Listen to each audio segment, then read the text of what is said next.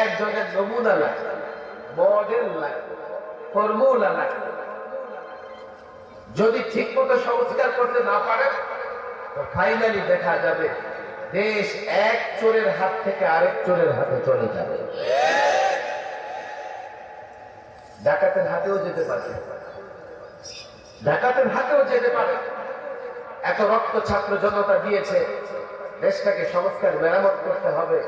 আমি বলি হয়তোবা এবার পরিপূর্ণ মেরামত সম্ভব হবে না, তবে ছাত্র জনতা এই মুসলমানকে মনে রাখতে হবে, পরিপূর্ণ সংস্কার না হলে পরিবর্তন হবে, ভাগ্যের পরিবর্তন হবে না, পরিবর্তন হবে শান্তি ফিরবে না, পরিবর্তন হবে ন্যায় বিচার আসবে না, পরিবর্তন হবে সাম্যের অর্থ ব্যবস্থা প্রতিষ্ঠিত হবে না, পরিবর্তন হবে অর্থ লুট করা ঠেকানো যাবে না, পরিবর্তন হবে শেয়ার বাজার লুট করা, শেয়ার বাজার লুট করা বন্ধ করা যাবে না, পরিবর্তন হবে নারী নির্যাতন বন্ধ হবে না, পরিবর্তন হবে শ্রমিক তার অধিকার পাবে না, পরিবর্তন হবে আপনার সন্তান মাদক থেকে বাঁচতে পারবে না, পরিবর্তন হবে বেহায়াপনা, অবৈধ প্রেম ভালোবাসা এগুলো কমবে না, চুরি ডাকাতি ছিনতাই কমবে না, নির্যাতন জুলুম কমবে না।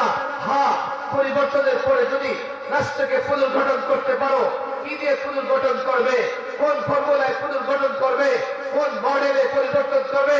আল্লাহর কসম করে বলি যুবক, তুমি যদি মনে করো আমেরিকা থেকে ফর্মুলা আনবে, কোনদিন পারবে না। ভারত তাও হবে না, রাশিয়া তাও হবে না, চায়না তাও হবে না।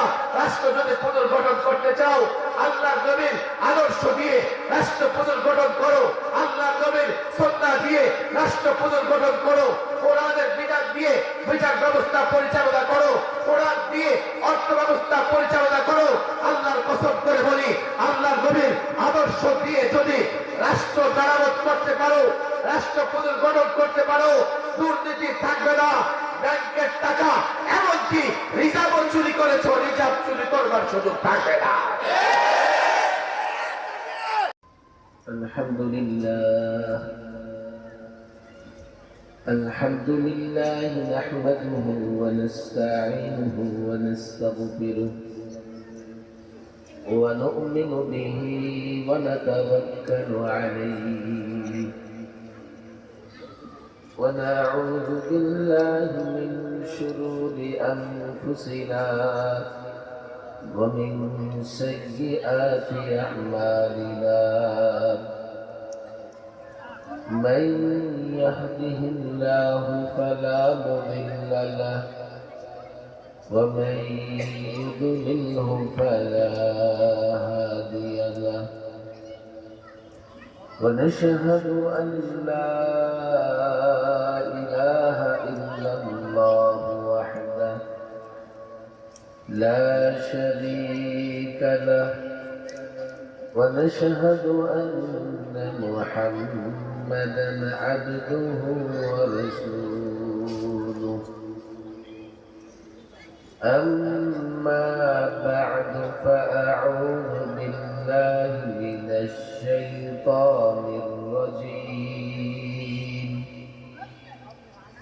بسم الله الرحمن الرحيم وما أرسلناك إلا رحمة للعالمين صدق الله مولانا العظيم وصدق رسوله النبي الكريم ونحن على ذلك من الشاهدين والشاكرين والحمد لله رب العالمين اللهم صل على محمد وعلى آل محمد كما صليت على إبراهيم وعلى آل إبراهيم إنك حميد مجيد اللهم بارك على محمد محمد وعلى آل محمد كما باركت على إبراهيم وعلى آل إبراهيم إنك حميد مجيد ميرر বেতকা নুরানিয়া হাফিজিয়া মাদ্রাসার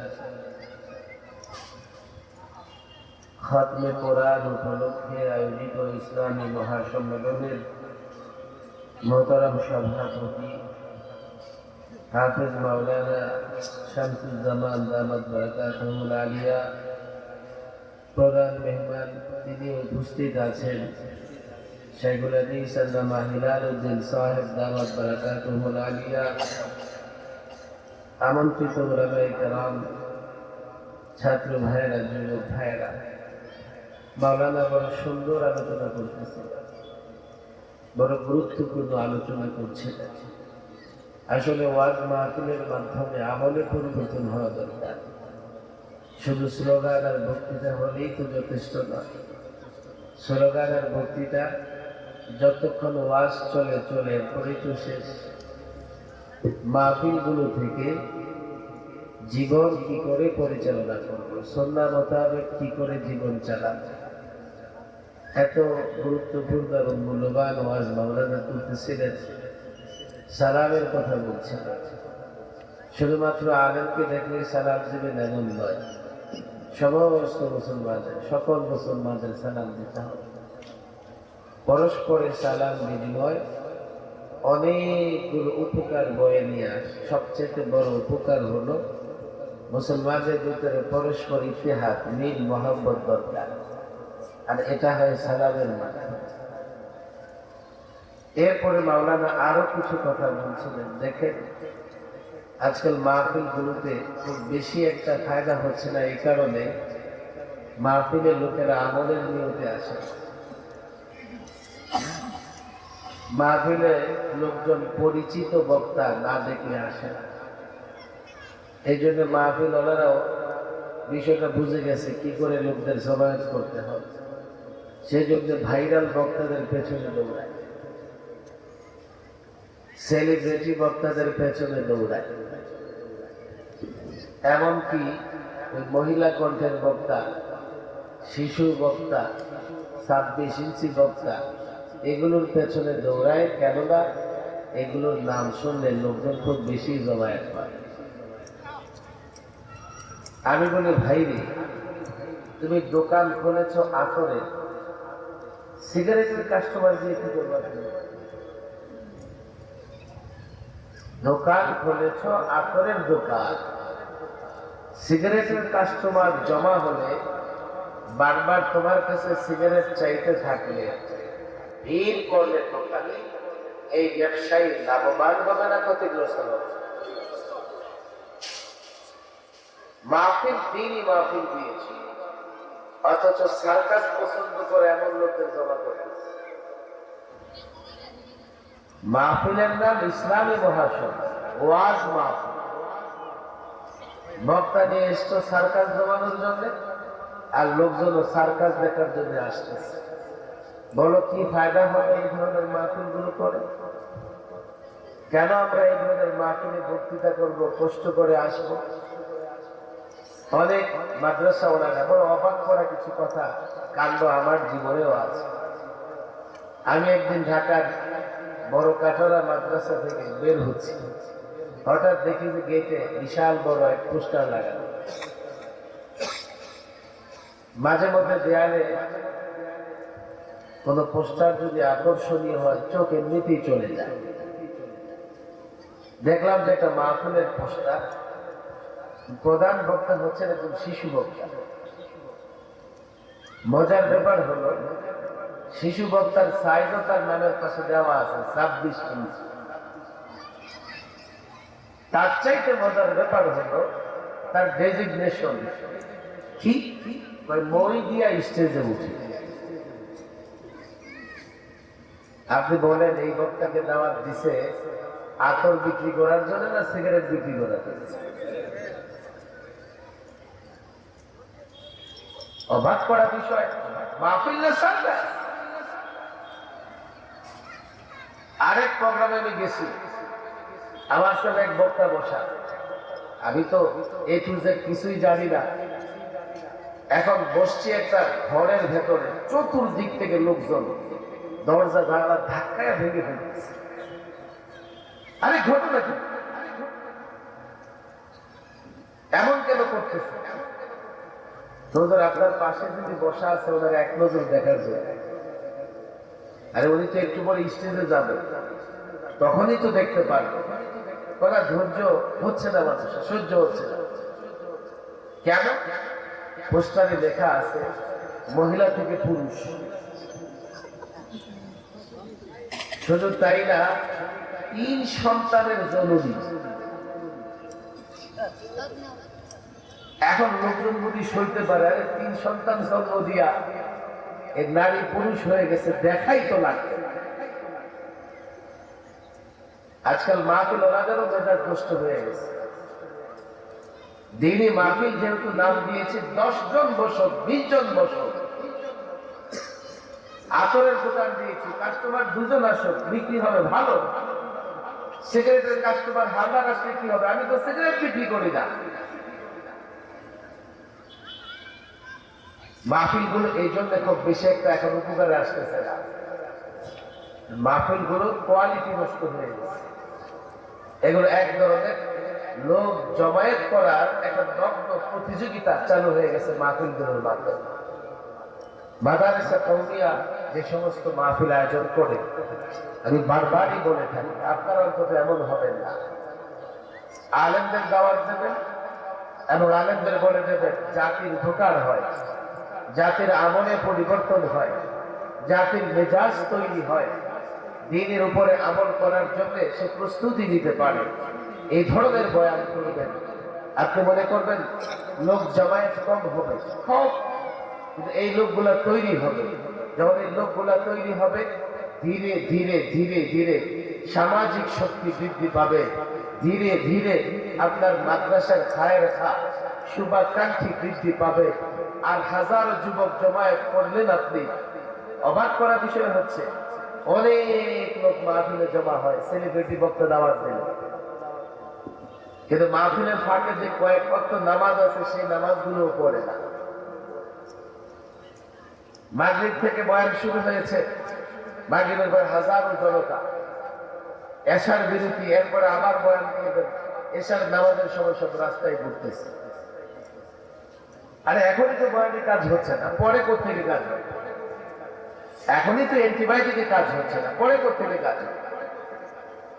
মাওলানা বড় সুন্দর আলোচনা করছিলেন, থামানো উচিত হয় নাই। মুসলমানদের ভেতরে আমলে পরিবর্তন আনতে হবে, শুধু ওয়াজ শুনলে হবে না। কথা ঠিক না বেঠিক? আমলের নিয়তে ওয়াজ শুনবো তো ইনশাআল্লাহ, পাকা ওয়াদা ইনশাআল্লাহ। এলাকার নাম বেটকা, মীরের বেটকা, মানে কি বেটার আরো একটা আছে? আরো কয়টা আছে? আরো 4টা। আল্লাহ মাফ করুন। বেটকা মানে কি? হ্যাঁ, মুজা। একটা আছে সোজা বেতা পরিচয় করছে, ওইখান থেকে মনে হয় সংক্ষেপে বেটকা হয়। আচ্ছা আচ্ছা আচ্ছা, এখানে খুব ব্যাট গাছ হয় না, তাহলে হতে পারে ব্যাটকা না হয়ে ব্যাট গাছ। হ্যাঁ, তো ব্যাট গাছ থেকে কি হয়ে গেছে? ব্যাটকা হয়ে গেছে। মীরের ব্যাটকা, তাহলে মীর নামক কোন ব্যক্তি ছিল যার ব্যাটের কি ছিল? বাগান ছিল, সেখান থেকে মীর বংশ হতে পারে। হ্যাঁ, মীর বংশ হলেও ওই কোন ব্যক্তির নামেই মীর বংশ। প্রথম ব্যক্তির নাম মীর ছিল, এরপরে এই বংশের নাম কি হয়ে গেছে? আসে না হাজি বংশ, ভুইয়া বংশ, চৌধুরী বংশ, আবার বন্দা বংশ আছে না কাছে থাকে। আরে বন্দা চিনেন? আমার এলাকায় একটা বন্দা বাড়ি আছে। আমি একবার জিজ্ঞেস করলাম এই বাড়ির নাম বন্দা কেন? আর বন্দা শব্দের অর্থ কি? আমার এক মুরব্বী বলেন, দেখো এই যে বাড়ির মূল মুরব্বী যার নামে এই বাড়ির নাম বন্দা হয়েছে, এই বেচারা কিন্তু খুব ভোরে নিজের বাড়ি থেকে অনেক দূরে হাল চাষ করতে গেছে। দুইটা গরু নিয়া সে ওই জায়গায় পৌঁছে তার মনে হয়েছে দুই গরুর কাঁধে মিলানোর জন্য একটা কিছু ব্যবহার করে। কি বলে বলেন, কি বলে? তার মনে হয়েছে জোয়ালটা তো আমি জোয়ালটা আনলে লাঙ্গল ঝুলবে কোথায় আর গরুকে কেমনে তাড়াবে? একটা ডান দিকে বা দিকে যাবে, কেমন পর্যন্ত দুটাকে সোজা চালানো যাবে। মেজাজ বেশি গরম হয়ে কার উপরে? বাড়িওয়ালির উপরে। আরে কি করে, কি খায়, করে থাকে। আসার সময় তো অন্তত জোয়ালটা দিয়ে দিতে পারত। মেজাজ গরম হয়েছে, আর যাই হোক ওখান থেকে দিচ্ছে এক দৌড়। দৌড়াইতে দৌড়াইতে বাড়ি আসছে। আইসা মেজাজ তো গরম, আর কিছু পুরুষ নামের কাপুরুষ আছে, মেজাজ গরম হলে দৌড়ে মেজাজ দেখায়। আরে কথা ঠিক না ঠিক? আমাদের গ্রামের কথা একটা কথা আছে, মেলে হাইরা বউর উপর জিদ মেটায়। আরে আছে না নাই? আপনাদের ভলিউম তো কম কেন? এলাকার লোকজনের ভলিউম কম নয়? বলেন আল্লাহু আকবার। দু চারজনের আওয়াজ শোনা যায়, বাকিরা মনে আজকাল পছন্দ হয়ে গেছে। কোন যুবক জবান বন্ধ রাখতে পারবে না, কোন যুবক জবান বন্ধ রাখতে পারবে না। আমি তাকায় তাকায় দেখবো। আমার ভাই তোমার ভাই যখন চিল্লাও তখন তো গলা ফাটাইয়া চিল্লাও। দেয় কি? ওই কিছু মুড়িয়ার গুড়, আর তুমি এই মুড়িয়ার গুড়ের লোক সামলাইতে না পাই না 500 টাকার লুঙ্গির মধ্যে নিয়ে নেবে। হুজুর না এত বোকা না, এত বোকা না মানে 500 টাকার নোটে ভোট দিয়া নিজের চামড়া ঘষানো উপার্জন তার হাতে তুলে দাও। আর সে ওই 5 বছরে তোমার ঘাম নিংড়ানো উপার্জন দুর্নীতির মাধ্যমে দেশ থেকে পাচার করে। আপনাদের কষ্ট হয়ে যাবে, আর আমার হাতেও সময় কম। বৃহস্পতিবারে ঢাকা থেকে বের হয়ে টাঙ্গাইল পর্যন্ত আসা, এতক্ষণ আমি সৌদি আরব যেতে পারতাম। কোন দিক দিয়ে আপনি আসবেন? যে দিক দিয়ে আসবেন, সাভার ঢাকা থেকে বের হয়ে সাভার পর্যন্ত আসতে যান বের হয়ে যাবে। আবার সাভার থেকে বাইপাল হয়ে ব্রিজের কাজ চলতেছে, এক জায়গায় ঘন্টাখানেক বসে থাকা লাগে। গাজীপুর দিয়ে আসবেন, মাশা, কোন জায়গায় কতক্ষণ থাকবেন আল্লাহ ছাড়া কেউ জানে না। খুব দ্রুত ঢাকা থেকে বের হতে হয়, আবার এখন যেতে কত সময় লাগবে আল্লাহই ভালো জানে। যাই হোক, তাকবীর, তাকবীরের ধ্বনি জোরে দেওয়া লাগে কেন? এই ধ্বনি, এই আওয়াজ যত দূর যায় তত দূর শয়তান থাকতে পারে না। এই যে কিছু মানুষ রাস্তায় ঘুরতেছে, কেন জানেন? ওদের কান টেনে ধরে রাখছে শয়তান। তো ওদিক কোথায় যায়? কান থেকে শোনা যায়। এই জন্য এত জোরে তাকবীর দিবেন, শয়তান এলাকা ছাড়া হলে এই লোকগুলো দেখবেন দৌড়ে এসে পড়ে। মাহফিলের তাকবীর হলে লোকেরা দৌড়ে আসে। অনেকে মনে করে গরম হয়েছে, আর গরম না, শয়তান দিছে। কথা ঠিক না বেটি? আল্লাহু আকবার। মাশাআল্লাহ, যুবকরা এখন জিহ্বা খুলে দেয়। আমি যুবকদের আওয়াজটা বড় দেখতে চাই। আল্লাহু আকবার। মনে হয় পিছনের ওনারা নারাজ। আল্লাহু আকবার বলে সওয়াব হবে না? হবে না? এই যুবকদের কি হয়েছে দেখেন, সওয়াবের রাস্তা বাদ দিয়া এখন স্লোগান কেমনে করে জানেন? জয় হোক। কেউ নেতা আছে রে, বলে কি বলে না? স্লোগান নেতার নামে হবে না আল্লাহর নামে হবে? হুজুর বুঝলাম না। তাকবীর মানে বরত্ব বর্ণনা করা, আর বরত্ব বর্ণনা হবে কার? যিনি বড়। আল্লাহু আকবার মানে আল্লাহ সবচেয়ে বড়, কোনো সন্দেহ আছে? বড় কে? যিনি বড় কাজ করেন। আল্লাহর চেয়ে বড় কাজ কেউ করতে পারে? আমাদের সৃষ্টি করেছেন কে? আরো জোরে বলেন কে? আমাদের রিজিক দাতা কে? আমাদের রিজিক দাতা কে? সন্তান দাতা, সম্পদ দাতা, ক্ষমতা দাতা, শান্তি দাতা, মৃত্যু দাতা, কবরের শান্তি দাতা, জান্নাত দাতা কে? বড় কে? জোরে বলেন বড় কে? আরো জোরে বলেন বড় কে? তাহলে বড়ত্ব কার বর্ণনা করব? তোমার নেতা কবরে গিয়ে তার মাটি, হাড্ডি, গোষ্ঠী, 14 গোষ্ঠী সহ মাটিতে মিশে গেছে, বড়ই যদি হয় মাটির নিচে গেছে। তোমার এত বড় নেতা স্লোগান দাও, এত বড়ই যদি হয়তো পালাইছে কেন? পালাইতে গেছে কেন? স্লোগান হবে কার? ১,৫০০ বছর ধরে মুসলমান স্লোগান দিয়ে এসছে কার নামে? বলেন কার নামে? কাফের, বেঈমান, মুশরিক, তাগুত। তারা স্লোগান দেয় মূর্তির নামে, নেতার নামে, নেত্রীর নামে। আল্লাহর কসম করে বলি, যতদিন মুসলমান আল্লাহর নামে স্লোগান দিয়েছে, কাফের, বেঈমান মুসলমানদের সামনে লড়াই করে টিকতে পারে না। কার নামে স্লোগান দাও? ৫০০ টাকার নোটে তুমি তো বড় খুশি। তোমার খবর আছে? গত 16 বছরে 11 লক্ষ কোটি টাকা শুধু দেশ থেকে পাচার হয়েছে। দুর্নীতি কত হয়েছে আল্লাহই ভালো জানে। দুর্নীতি করে সবাই তো আর টাকা পাচার করে না। পাচারের পরিমাণ, এটা আমার কথা না, আমার উপর রাগ হবে না।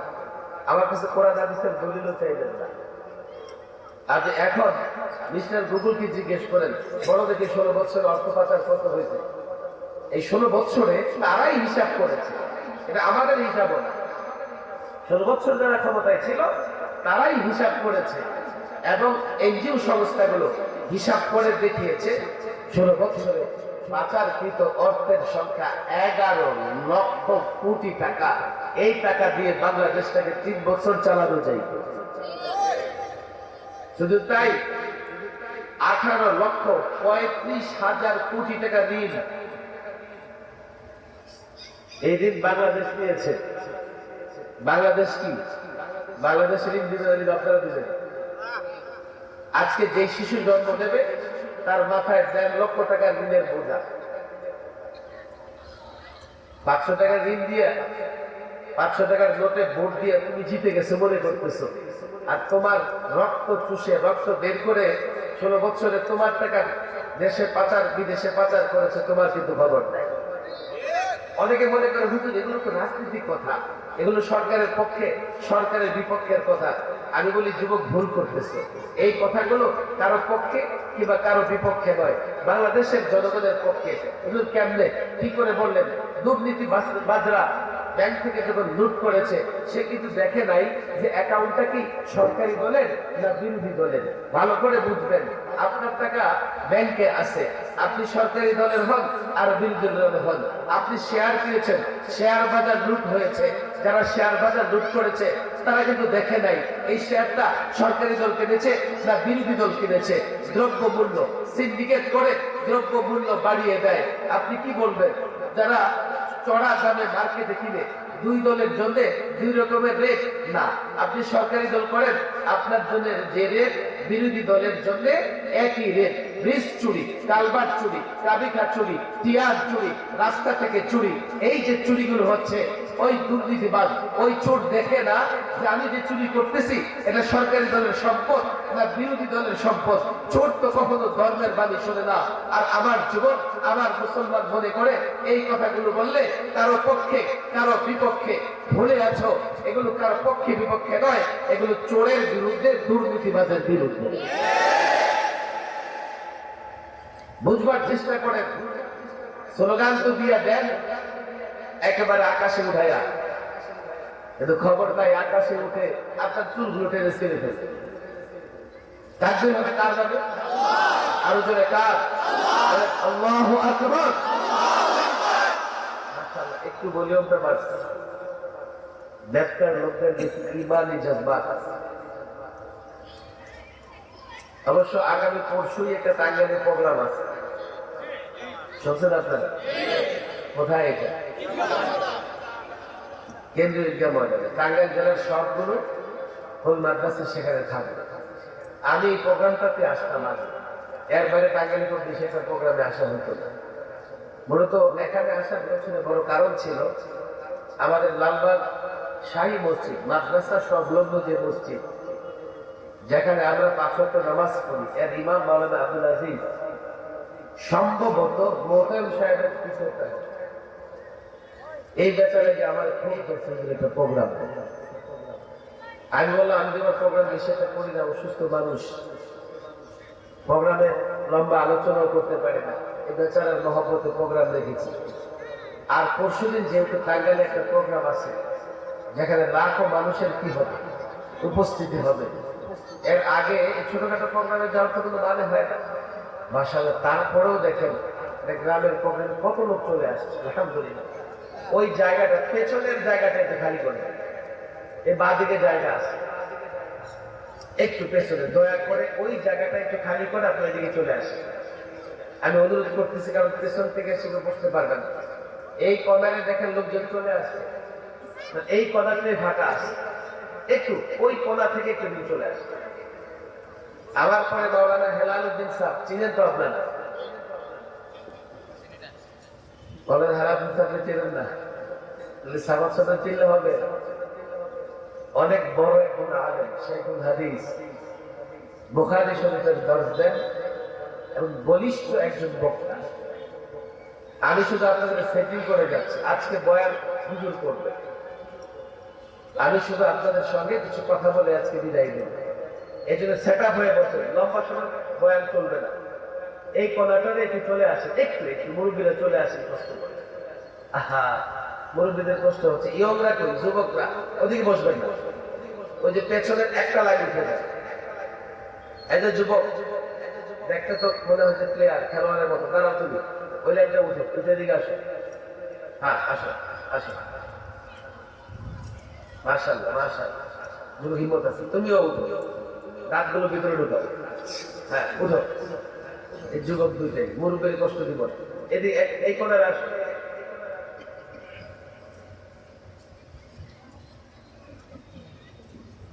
শুধু আপনাদেরকে মাহফিল শোনানোর উদ্দেশ্য না, মাহফিল শোনানোর উদ্দেশ্য না, আমার একটা আজন্ম আকাঙ্ক্ষা, আশা, প্রত্যাশা আছে। সেটা হচ্ছে আপনাদেরকে নিয়ে বাংলাদেশের কোরআন সুন্নাহর শাসন প্রতিষ্ঠার কথা। শুধু মনে করবেন না ওয়াজ করবো, হাদিয়ে দিতে চলে যাবো। 5ই আগস্টে রাষ্ট্রে একটা পরিবর্তন হয়েছে, এই ছাত্ররা করছে। এই পরিবর্তনটা দরকার ছিল, কিন্তু এটা শেষ পরিবর্তন না, এটা শুরু। দরকার কেন ছিল? মাওলানা কিছু কথা বলেছেন। গত 16 বছরে আলেমরা সবচাইতে বেশি মজলুম ছিল। এমন কোন অত্যাচার টর্চার নাই যে আলেমদের উপরে হয় না। এখন এত টর্চার করলে আলেমরা পরিবর্তন চাইবে না চাইবে না? আবার কিছু মুরব্বী আসছে ভেতরে ভেতরে, এই স্বেচ্ছাসেবক নাই না তোমরা কেউ? একেবারে বাম পাশে নিয়ে আসে, মাশাআল্লাহ, মাত্র আসতেছে, একেবারে বাম পাশে নিয়ে আসে। মাদ্রাসার ছেলেরা থাকলে যারা আসে, হাতে পায়ে ধরে এদিকে নিয়ে আসে।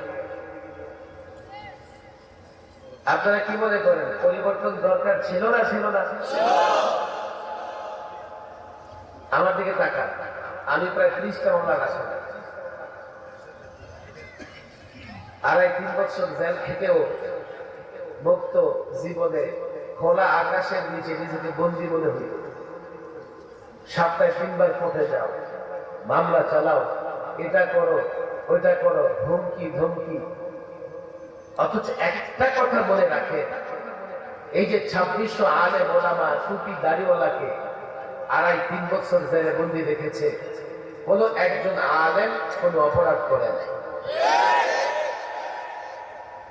এগুলো বলবো যখন সময় হবে, আরো পরে বলবো। একজন আলেম অপরাধ করে, অভিযোগই তো আলেমের বিরুদ্ধে আনতে পারে না। আগে থেকে অভিযোগ আনবে যে আপনি এটা চুরি করেছেন, আপনি অমুকের গাছের নারিকেল পেঁপে চুরি করেছেন, অমুকের গাড়ি ভেঙেছেন, অমুকের মাথায় বাড়ি দিয়েছেন, অমুকের হাত ভেঙেছেন, আপনারা 13-তে সোনালী ব্যাংক লুট করেছেন। আমরা বলি 13 সালে সোনালী ব্যাংক লুট করছি।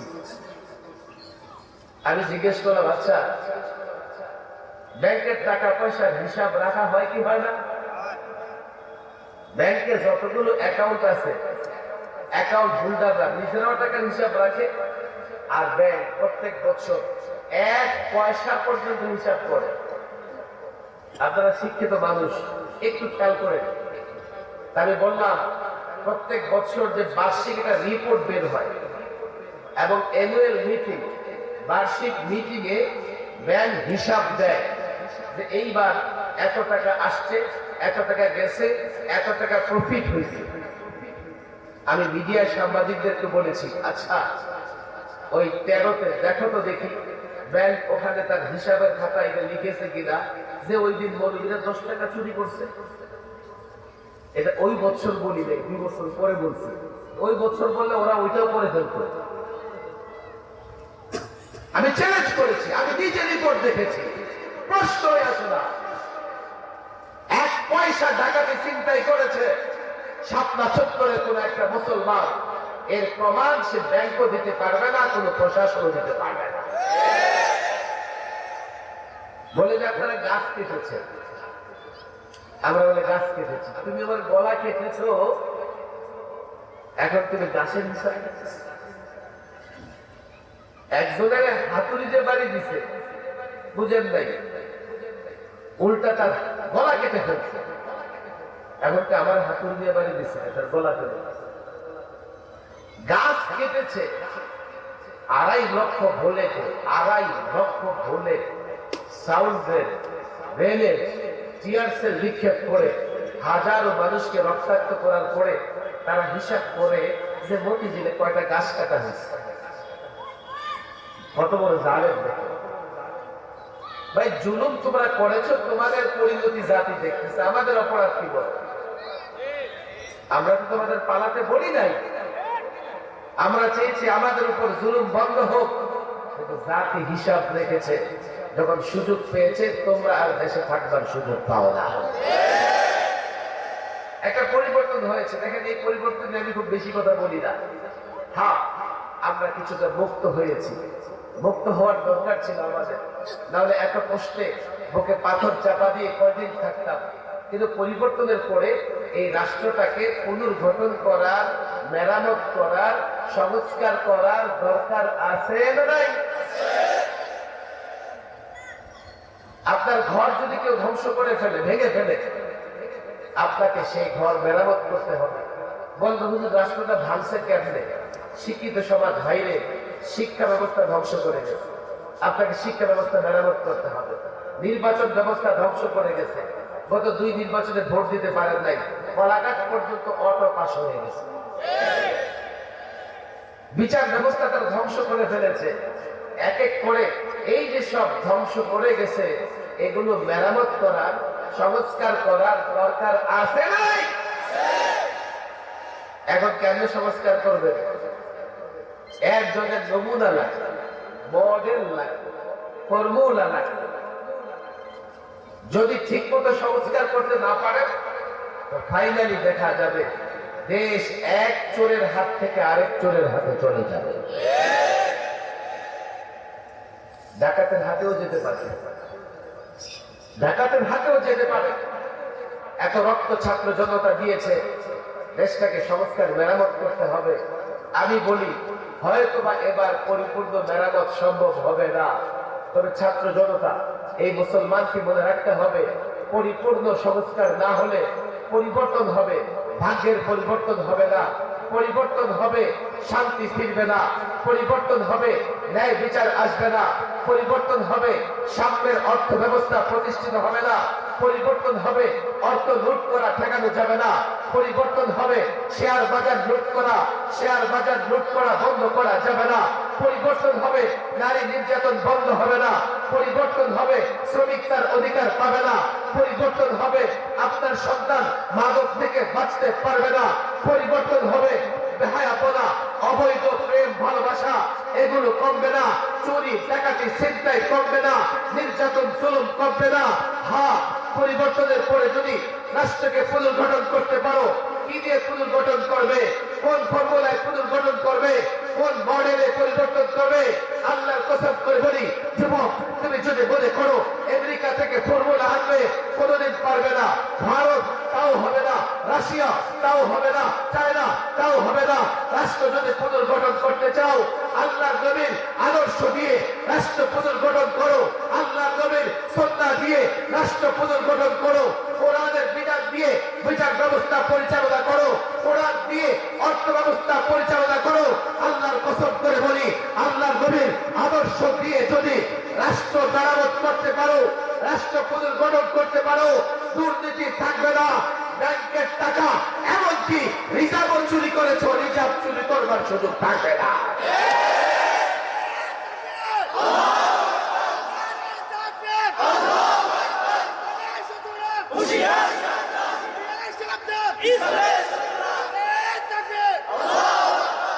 অনেক কথা, অনেক ব্যথাও বটে,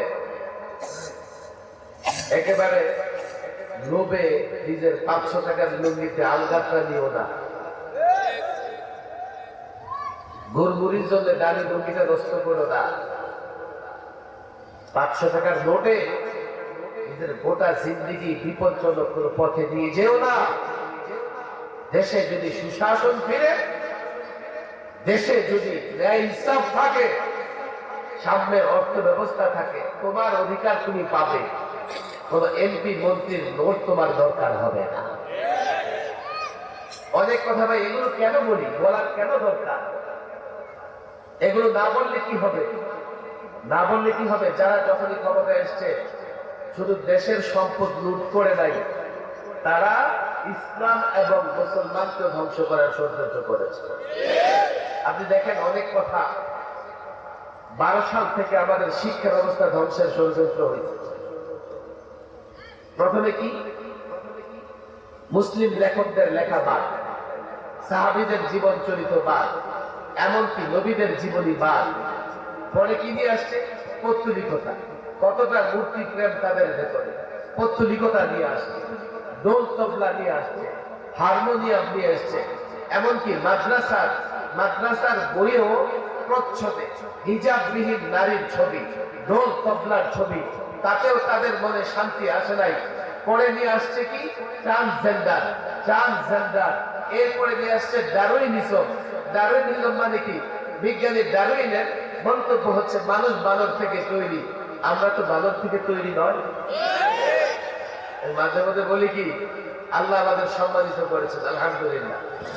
আমাদের আদম সন্তান বানিয়েছেন, আমরা কখনোই বানরের সন্তান নই। তবে তোমরা যারা ডারউইনিজমকে বিশ্বাস করো, আমার সন্দেহ হয় তোমাদের জন্ম নর্দমায়, ড্রেনে, পার্কে, তোমাদের জন্মে বানরের অবদান আছে কিনা তোমরা খুঁজে দেখো। আমরা মুসলমান কেন বানরের সন্তান হতে চাই? ট্রান্সজেন্ডার নিয়ে এসে, ট্রান্সজেন্ডার কি? পুরুষ যদি মনে মনে মনে করে সে নারী তো না, আবার নারী যদি মনে মনে ভাবে সে পুরুষ, সে পুরুষ। আরে নারী পুরুষের সম্পর্ক মনের সঙ্গে না জন্মের সঙ্গে?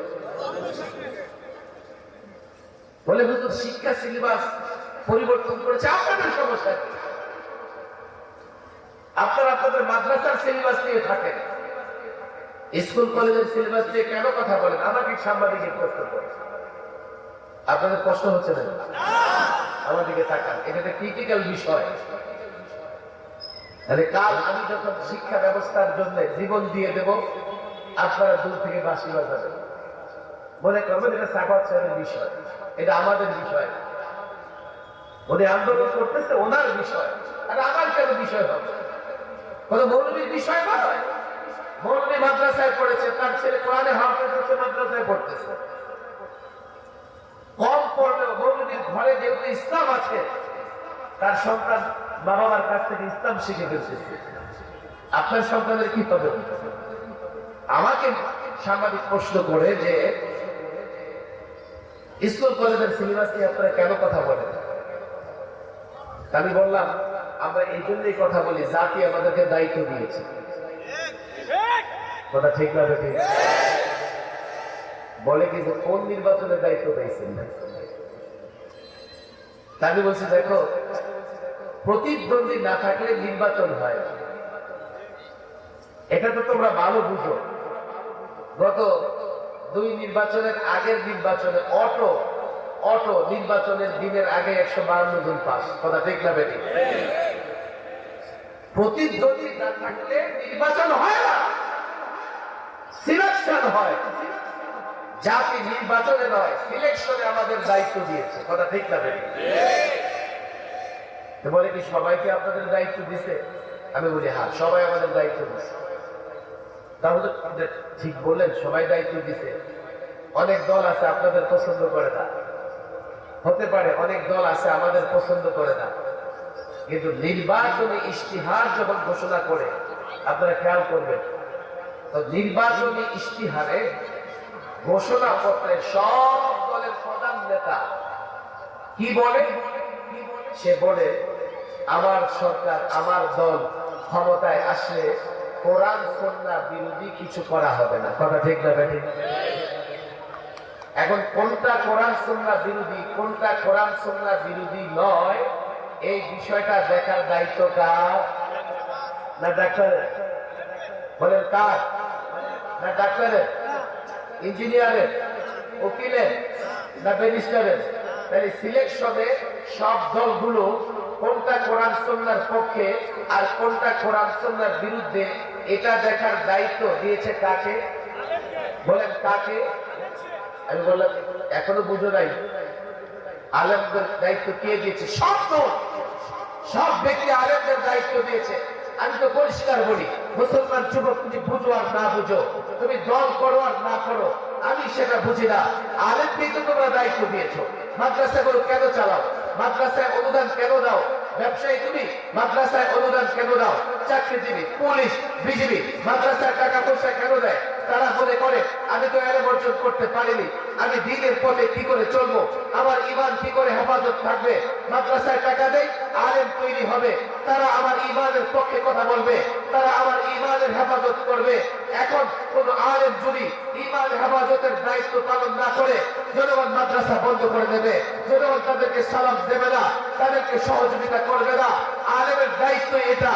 আমি এই জন্য পরিষ্কার বলেছি, মিডিয়াকে বলেছি, জাতি তোমাদের বলে যাই, বাংলাদেশের যেখানেই কোরআন সুন্নাহ বিরোধী কিছু হবে, কিছু থাকবে, চাই পাবলিক ইউনিভার্সিটিতে হোক আর প্রাইভেট ইউনিভার্সিটিতে হোক, ইন্ডাস্ট্রিতে হোক আর কারখানায় হোক, যেখানে হোক না কেন, পাঠ্য পুস্তকে হোক আর পত্রিকায় হোক, ম্যাগাজিনে হোক আর অনলাইনে হোক, অফলাইনে হোক, আল্লাহর কসম, যেখানে কোরআন সুন্নাহ বিরোধী কিছু হবে, কোরআন সুন্নাহর বিরুদ্ধে কিছু থাকবে, স্কুলের সিলেবাসে হোক আর মাদ্রাসার সিলেবাসে হোক, primary, high school, college, university, A level, O level, kindergarten, যেখানে ইসলামের বিরুদ্ধে, কোরআন সুন্নাহর বিরুদ্ধে যা কিছু থাকবে, যা কিছু লেখা হবে, আলেম তার প্রতিবাদ করবে। এটাই আলেমের দায়িত্ব।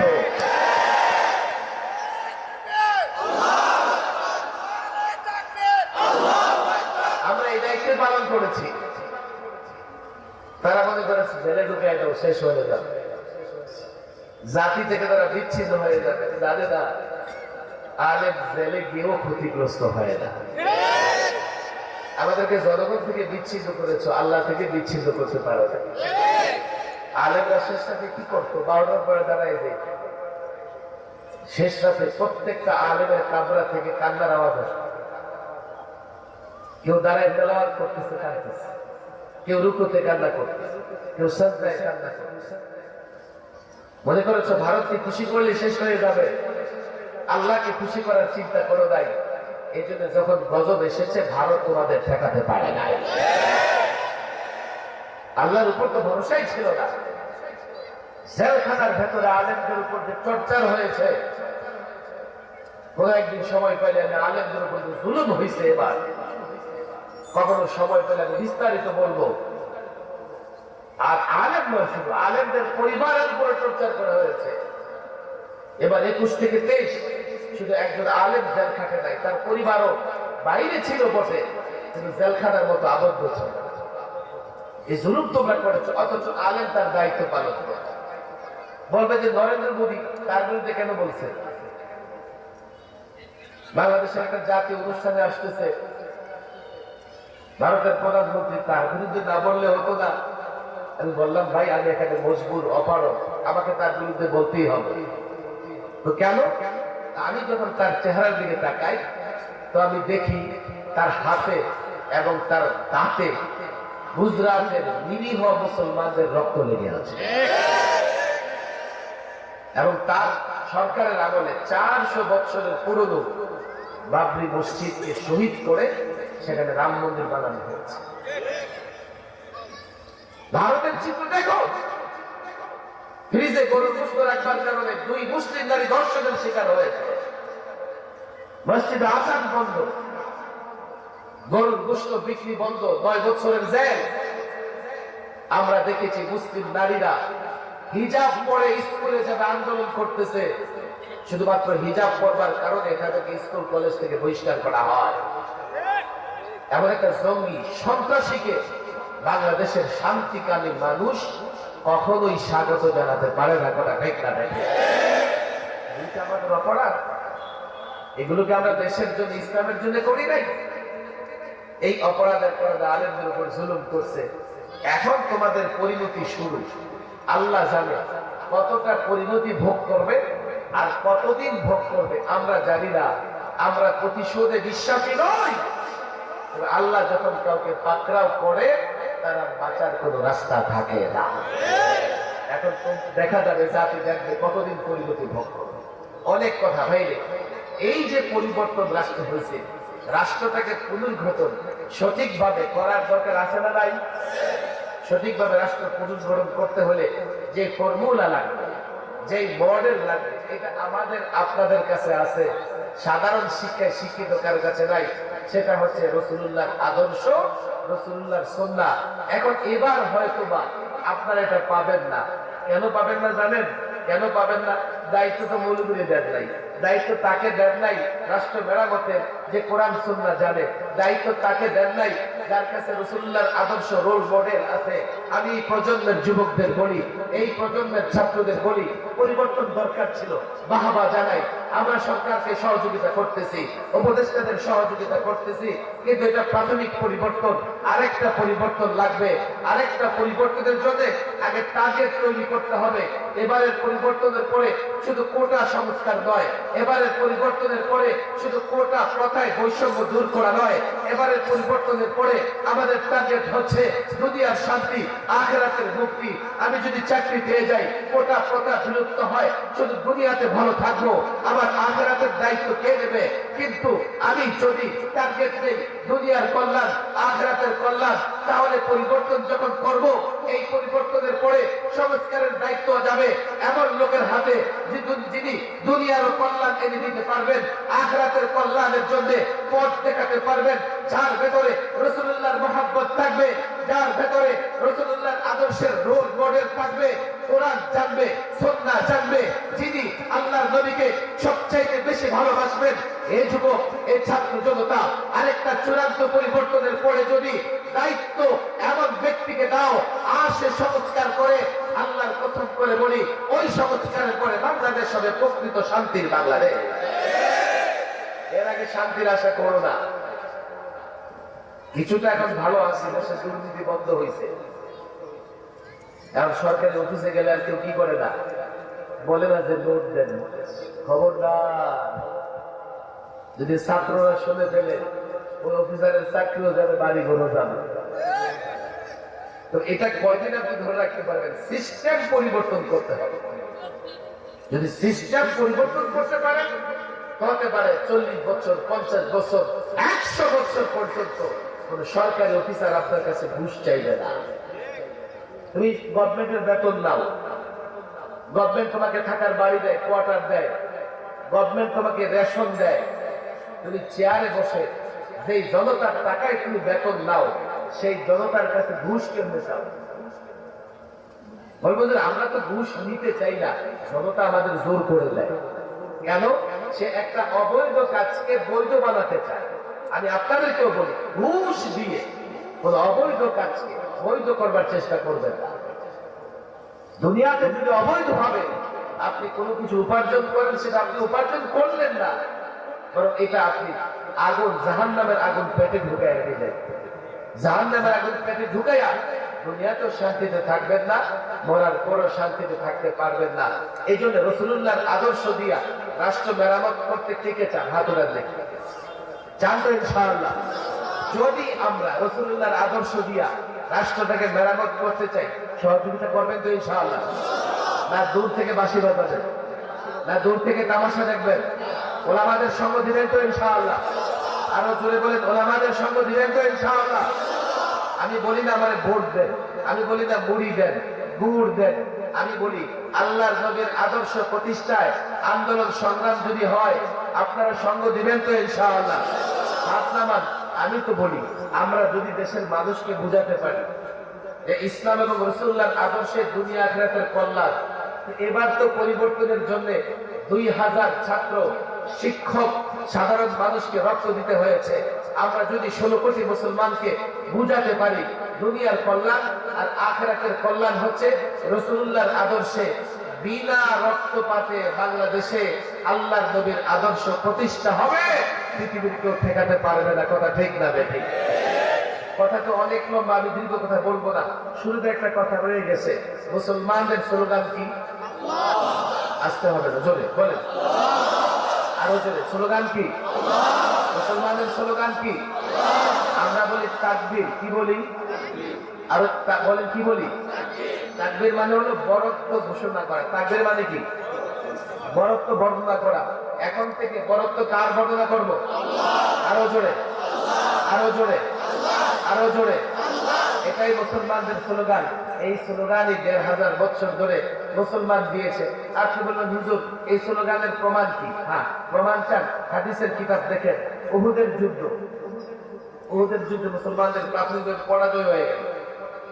রাসূল সাল্লাল্লাহু আলাইহি ওয়াসাল্লাম সাহাবায়ে কেরামকে নিয়ে একটা পাহাড়ে আশ্রয় নিলেন।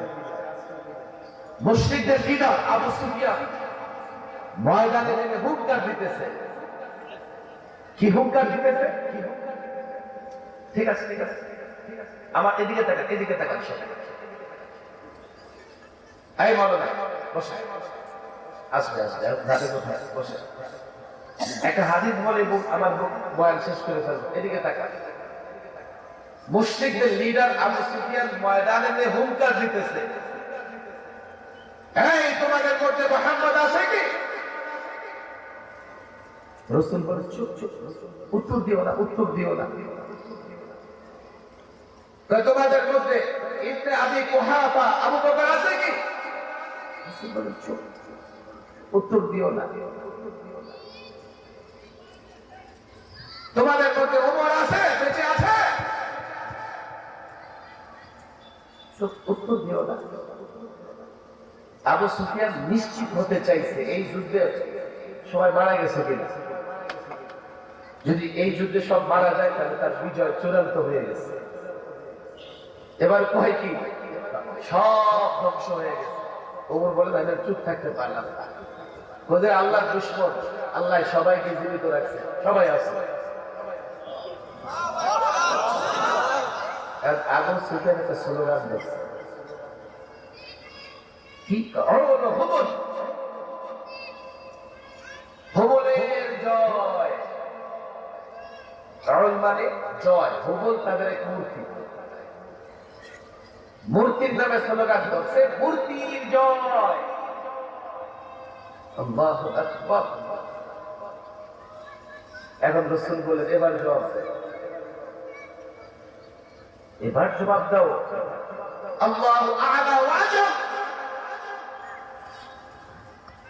আল্লাহ বড়, আল্লাহ মর্যাদা আছে, আল্লাহ সম্মানিত।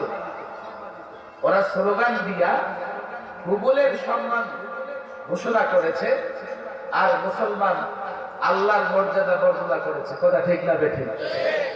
তাহলে কারো নামে স্লোগান দেওয়া মানে তার মর্যাদা বয়ান করা। মুসলমান কার মর্যাদা বয়ান করছে?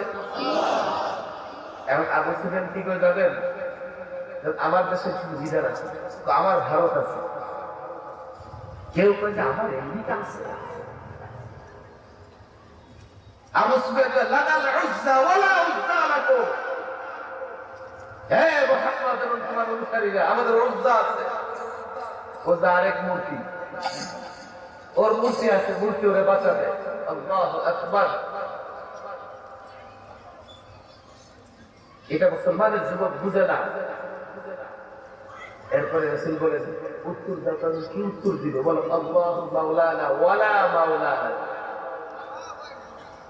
আল্লাহ আমাদের অভিভাবক, তোমাদের অভিভাবক নাই।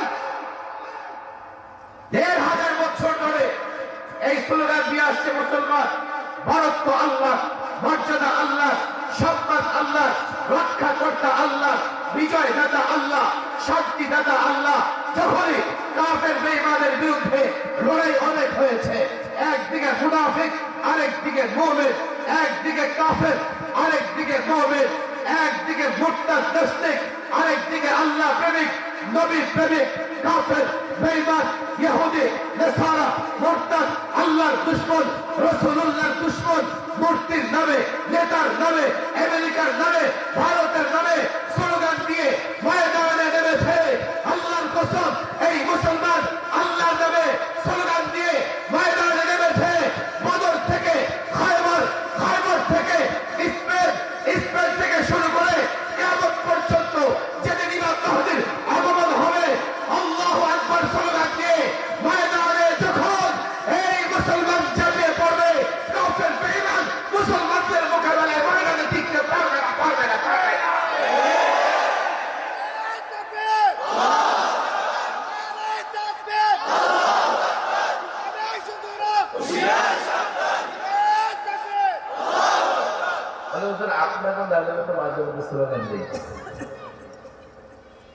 অমুকের আগমন, শুভেচ্ছায় স্বাগত বলি কি বলি না? এটা একটা মর্যাদা দেওয়া হয়, এটা একটা ট্র্যাডিশন। এই ধরনের একটা কথা আমাদের সমাজে আছে, অমুকে জিন্দাবাদ, জিন্দাবাদ, এগুলো দোয়া। শব্দের পার্থক্য দেখবেন। সাকত সেখান এটা বলছে জিন্দাবাদ মানে আল্লাহ আপনাকে কি রাখো? জীবিত রাখো, আল্লাহ আপনাকে ভালো রাখো, সুস্থ রাখো। জিন্দাবাদের মোকাবেলায় এসে মুর্দাবাদ, আল্লাহ তোমার ধ্বংস করো।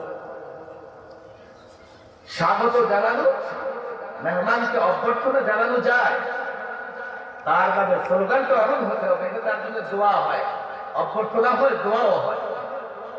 আর এই শব্দগুলোর বাইরে পশ্চিমারা বা পৌত্তলিকরা যে শব্দ শিখিয়ে দিয়েছে, আপনি মুসলমান হিসেবে সেগুলো মুখে নিতে পারেন না। কথা শুরু করছিলাম মাওলানার কথা ধরে।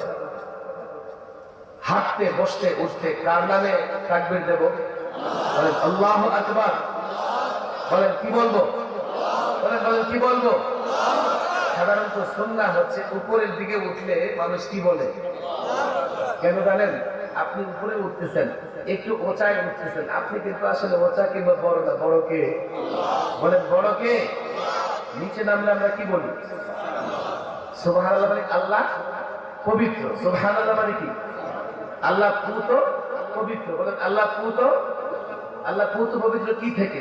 সন্তানাদি থেকে, মা বাবা থেকে। আল্লাহর সন্তানাদি আছে, আল্লাহর মা বাবা আছে। লাম ইয়ালিদ ওয়া লাম ইউলাদ। বলেন লাম ইয়ালিদ। কাফেররা যে আল্লাহর সঙ্গে কিছু মূর্তিকে শরীক করে, এই মূর্তি থেকে আল্লাহ পবিত্র। কথা ঠিক না বেঠিক? এটা মাথায় রাখবেন। আল্লাহ পুত্র পবিত্র মানে আল্লাহর সন্তান সন্তান নেই, আল্লাহর মা বাবা নাই। আল্লাহর সঙ্গে এই মূর্তিগুলোকে শরীক করা যাবে না। আল্লাহ এই মূর্তিগুলো থেকে পবিত্র। আল্লাহ যে কোনো দোষারোপ করা থেকে পবিত্র। কোন ধরনের দোষ আল্লাহর উপর চাপানো যাবে। আল্লাহ রহমান, আল্লাহ রহিম। নিচে নামলে বলবো সুবহানাল্লাহ, আর উপরে উঠলে বলবো কি? বলেন কি বলবো? প্রত্যেক কাজে কাজে বলবো আলহামদুলিল্লাহ। বলেন কি বলবো? বলেন কি বলবো?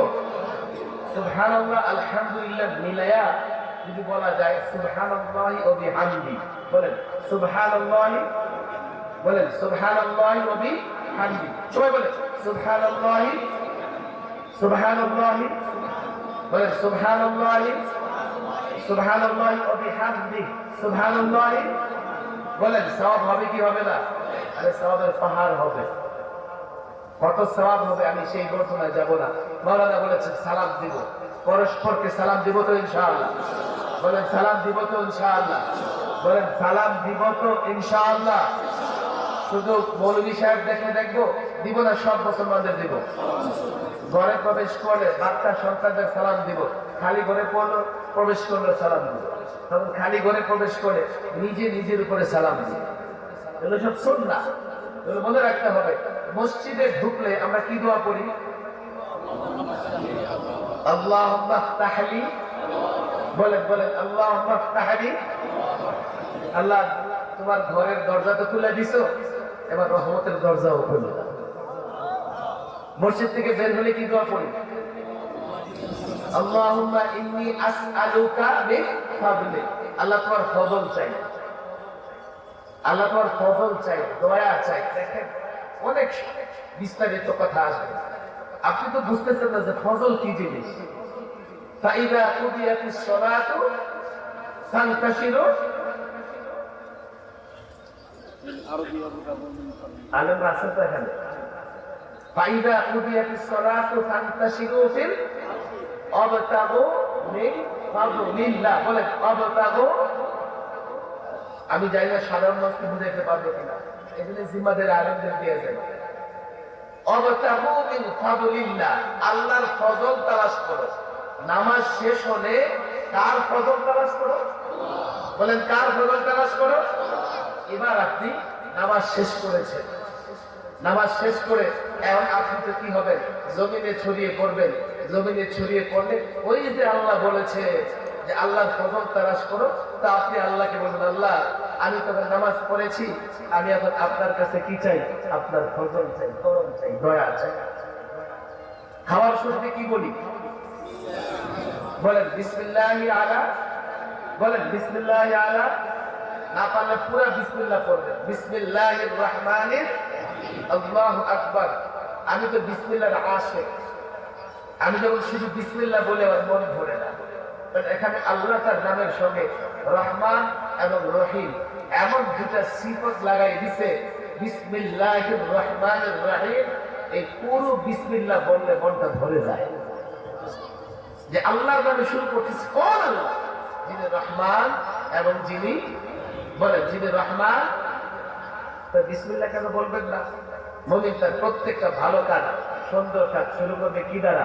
বিসমিল্লাহ দ্বারা। শেষ করবে কি দ্বারা? আলহামদুলিল্লাহ। বলেন কি দ্বারা? বলেন কি দ্বারা? আরো জোরে বলেন, আরো জোরে বলেন। আজ থেকে এই বিষয়গুলো করবেন তো ইনশাআল্লাহ? বলেন পাকা ওয়াদা করবেন তো? এই বিষয়গুলো আমলে পরিণত করবো তো ইনশাআল্লাহ? বেশি বেশি কি বলবো বলেন? সুবহানাল্লাহ। বলেন এরপরে কি বলছি? আল্লাহু আকবার। একটা কালিমা আছে আমাদের, আছে না নাই? উচ্চারণ করলে জাহান্নামের আগুন হারাম হয়ে যায়। কালিমাটা কি? লা ইলাহা। বলেন লা ইলাহা। আরো জোরে বলেন লা ইলাহা, লা ইলাহা। এগুলো জিকির, জিকির চলতে ফিরতে উঠতে বসতে বেশি বেশি পড়বেন। দেখবেন আল্লাহ তাবারক ওয়া তাআলা জীবন বদলায় দিয়েছে, অশান্তিকে শান্তি দ্বারা পরিবর্তন করে দিয়েছে। মাওলানার সঙ্গে মিলায় কয়েকটা কথা বললাম। আমাদের এখন প্রধান যে মেহমান মাওলানা হেলালুদ্দিন সাহেব, উনি আসবেন ইনশাআল্লাহ। আমরা বসবো, আলোচনা করবেন। মাদ্রাসার ইন্তেজামিয়া যারা আছে তারা পর্যায়ক্রমে আপনাদের সামনে আলোচনা পেশ করবেন। আল্লাহ তাবারক ওয়া তাআলা তৌফিক দান করুন। ওয়া মা তাওফীকি ইল্লা বিল্লাহ ওয়া মা আলাইনা ইল্লাল বালাগ।